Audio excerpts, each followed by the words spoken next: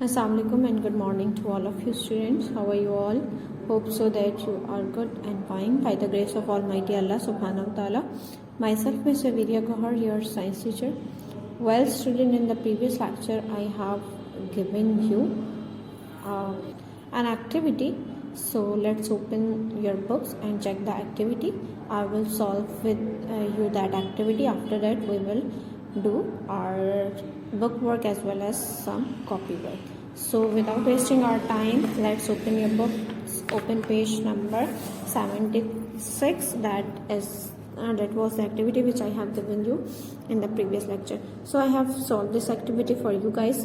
So these are the words. You have to find these words in this puzzle. Okay, this is crisscross type words you have given here.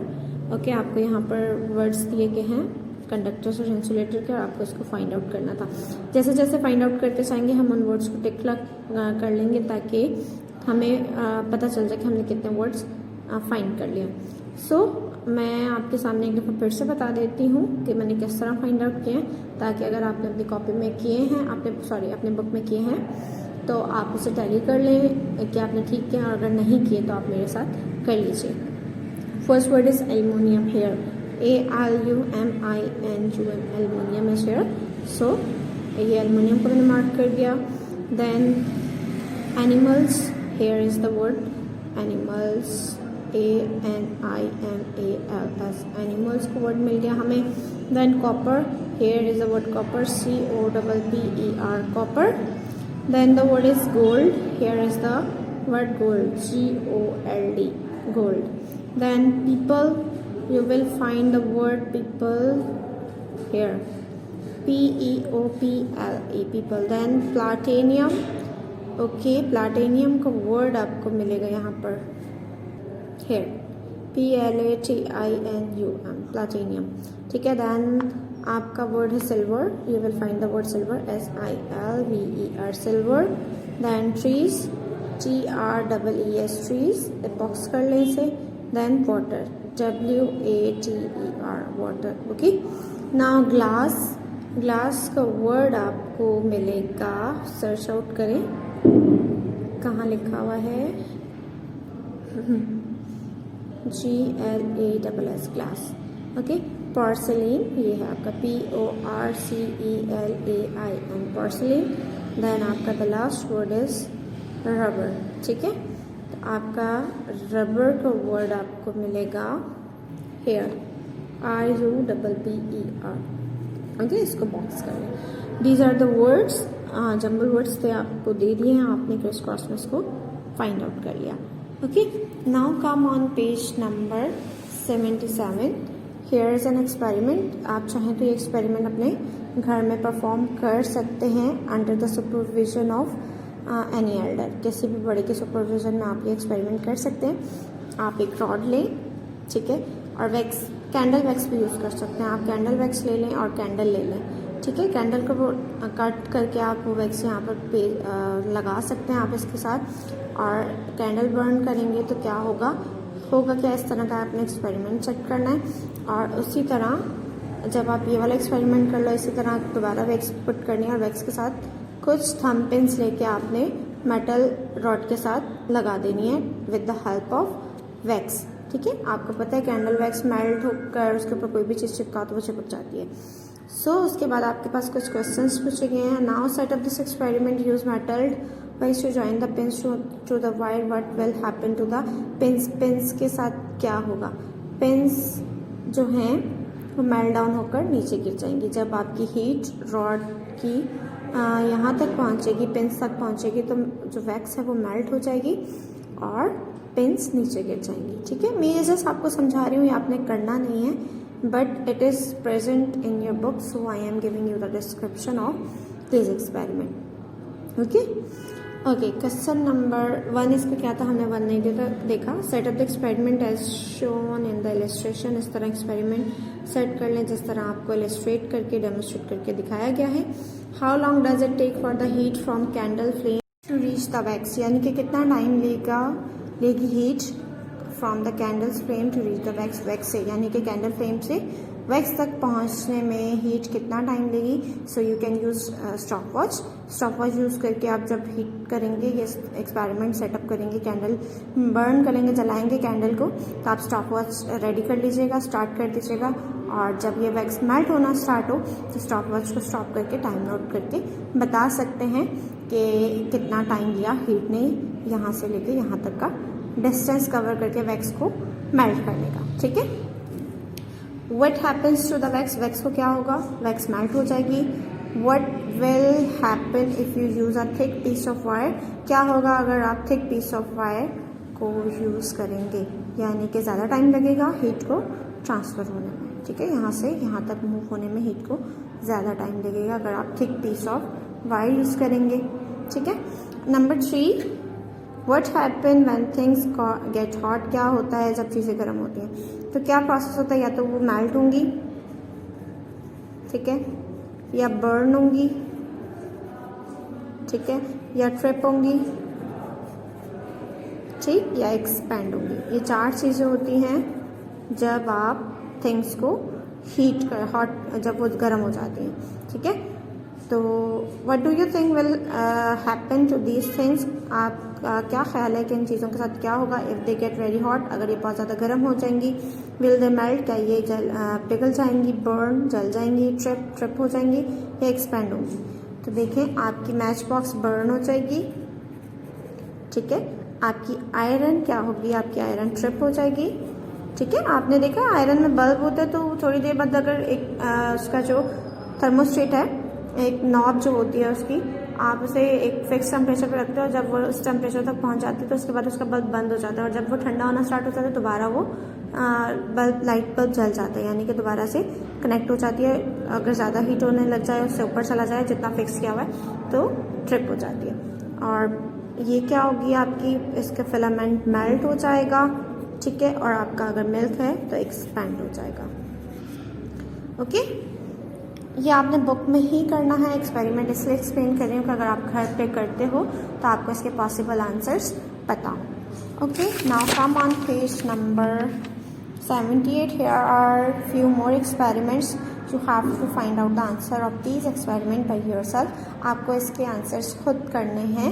ठीक है, अगर experiment कर सकते हो तो well and good, नहीं तो आप जब वापस आएंगे स्कूल तो फिर हम ये एक्सपेरिमेंट स्कूल में कर लेंगे और इसके आंसर्स फाइंड आउट कर लेंगे। Now come on page number 79. Here is filling the blanks. Filling the blanks हैं के नंबर 1, यहाँ पर नंबरिंग थोड़ी सी गलत हुई हुई है, तो 1 1 2 3 5 है, तो 1 2 3 4 5 कर लीजिएगा। अगर आपकी बुक में ठीक है then it's totally okay. Number 1, we use heat dash to change matter from solid to liquid और फ्रॉम लिक्विड टू गैस, यानी कि जब हमें मैटर को चेंज करना होता है सॉलिड से लिक्विड में और लिक्विड को गैस में चेंज करना होता है, तो हम क्या यूज़ करते हैं, हीट यूज़ करते हैं, हीट गेन यूज़ करते हैं, यानी कि हीट दी जाती है उसे। ठीक है, तो we use heat gain to change matter from solid to liquid or liquid to gas. Number 2, when the glass bottle is dashed in hot water, the balloons become inflated. Inflated का मतलब है फूल जाना, उसमें हवा भरोगे तो बैलून इन्फ्लेट हो जाता है। डिफ्लेट यानी कि हवा गैस इसमें से जो बैलून है इसमें से हवा का निकल जाना डिफ्लेट कहलाता है, और इन्फ्लेट बैलून में हवा का बढ़ना। ठीक है, तो आप क्या करेंगे, when the glass bottle is heated, जब ग्लास बॉटल को हीट किया जाएगा इन हॉट वाटर में, तो आपका जो बैलून है वो इन्फ्लेट हो जाएगा। Number 3, when matter increase in volume, जब मैटर का वॉल्यूम बढ़ता है we say that it expends. Okay, हम क्या कहते हैं, वो एक्सपेंड कर रहा है। When the volume of matter decreases we say that it contracts, यानी कि वो कॉन्ट्रैक्ट हो रहा है। Number 5, heat travels very slowly through poor conductors. Poor conductors में से जो इलेक्ट्रिसिटी या हीट के अच्छे कंडक्टर नहीं होते, हीट को पास होने नहीं देते, जो पुअर कंडक्टर है, एक तो इंसुलेटर्स होते हैं, इंसुलेटर्स में तो बिल्कुल अलाउ नहीं करते। पुअर कंडक्टर्स यानी जिसमें से हीट पास होती बट बहुत स्लोली, एक सर्टेन टाइम पर आकर हीट पास होगी, यानी कि हीट आपको फील होगी, अदरवाइज फील नहीं होगी। Now come on true false. True false पे आते हैं। Let's read it and give the answer whether the statement is true or false. ठीक है। Metals are poor conductor, metal poor conductor होते हैं किसके, हीट के, and heat travel quickly through them, और हीट उनसे जल्दी से गुजर जाती है। तो आपको पता है जितने भी मेटल्स हैं, मेटल के आइडेंटिफिकेशन है वो गुड कंडक्टर्स होते हैं हीट के, और हीट उसमें से क्विकली गुजर जाती है। तो हाफ स्टेटमेंट ट्रू है और हाफ रॉन्ग है, सो इट्स फॉल्स। ठीक है। Number 2, heat gain cause the air in the container to increase in volume. Heat gain की वजह से जो कंटेनर में एयर होगी, लाइक आपका बॉटल अगर एक कंटेनर है तो उसमें अगर एयर है तो वो क्या होगी, उसका वॉल्यूम बढ़ेगा एंड इन्फ्लेट द बेलून, और बेलून को इन्फ्लेट करेगी, दैट इज ट्रू। तो ये आपका इसका भी आंसर है, when the glass bottle is heated in hot water the balloon become inflated. ठीक है, इसका रीजन है, कैसे रीजन है कि एयर जो है कंटेनर में, यानी कि ग्लास बॉटल में जो एयर है, हीट मिलने की वजह से उसकी जो एक्सपेंशन का प्रोसेस होगा उसमें, यानी कि उसका वॉल्यूम इंक्रीज होगा, और जिसकी वजह से बैलून आपका इन्फ्लेट करेगा। एयर एक्सपेंड होगी, एयर एक्सपेंड होके बैलून में जाएगी। When the metal rod is heated at one end, एक एंड से मेटल रॉड को हीट किया जाएगा, heat flows from hot end to cold end, heat hot end से कोल्ड एंड की तरफ मूव करेगी, causing the wax to melt, जिसकी वजह से वैक्स मेल्ट हो जाएगी, एंड कैंडल्स टू फॉल, और जो कैंडल्स हैं वो गिर जाएंगी। आपका एक्सपेरिमेंट था जिसमें आपने कैंडल्स अटैच की थी अपने मेटल रॉड के साथ, तो जब आपकी जैसे जैसे मेटल रॉड में हीट पास होती जाएगी तो क्या होगा, कैंडल्स मेल्ट होकर गिर जाएंगी। ठीक है, वो वैक्स मेल्ट होने की वजह से, that is true. We use heat gain to change matter from gas to liquid. हम हीट गेन इस्तेमाल करते हैं मेटल की स्टेट चेंज करने के लिए, यानी कि गैस फॉर्म में, गैसियस फॉर्म में होगी तो उसे लिक्विड में चेंज करेंगे, और लिक्विड फॉर्म से सॉलिड फॉर्म में, दैट इज फॉल्स। हम हीट गेन इस्तेमाल नहीं करते, हीट नहीं देते, हमें चीज़ों को कॉन्ट्रैक्ट करने के लिए, यानी लिक्विड से गैस में जाएगी तब आप हीट गेन इस्तेमाल करेंगे। अब गैस से लिक्विड में जाएगी तो आप हीट देंगे नहीं, बल्कि उसकी हीट को कम करेंगे, टेम्परेचर को कम करेंगे। Okay, the handle of the electric iron, cooking pot and kettles are made of plastic, यानी कि जो आपके इलेक्ट्रिक आयरन है, आपकी इस्त्री, आपके कुकिंग पॉट्स, उस सब के हैंडल्स किससे बनते हैं, प्लास्टिक से। ट्रू, क्यों बनता है, ताकि हीट कंडक्ट ना हो सके। ठीक है, ओके, ये कुछ क्वेश्चंस आपके बुक के एंड में दिखे हैं जिसके आंसर आप अपनी कॉपी में लिखेंगे। Okay students, now open your copies, अपनी कॉपीज ओपन कीजिए। देखिए यहाँ पर मैंने रेड कलर यूज़ किया हुआ, आपको अच्छे से पता है, आपने ब्लू कलर पेंसिल यूज़ करनी है। ठीक है, और आपने अपना सारा काम पेंसिल वर्क से करना है।